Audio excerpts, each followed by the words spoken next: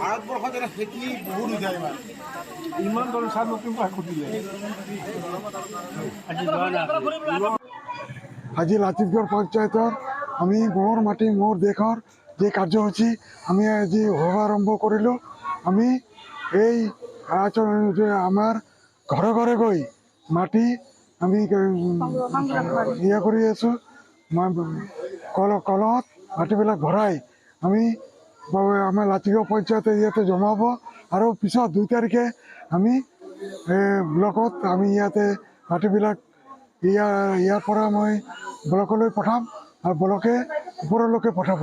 গতিকে যিটো আমাৰ এটা আধ্যাত্মিক আমাৰ নৰেন্দ্ৰ মোদী ডাঙৰীয়াৰ সপোন আৰু ডক্টৰ হিমন্ত বিশ্ব শৰ্মাৰ সপোন আমি লাচিতগড় পঞ্চায়তৰ কৰ্মীসকলে আমি মোৰ মাটি মোৰ দেশ এইটো কাৰ্যসূচী আজি সাফল্যমণ্ডিতভাৱে আজিৰ পৰা আৰম্ভ কৰিছোঁ।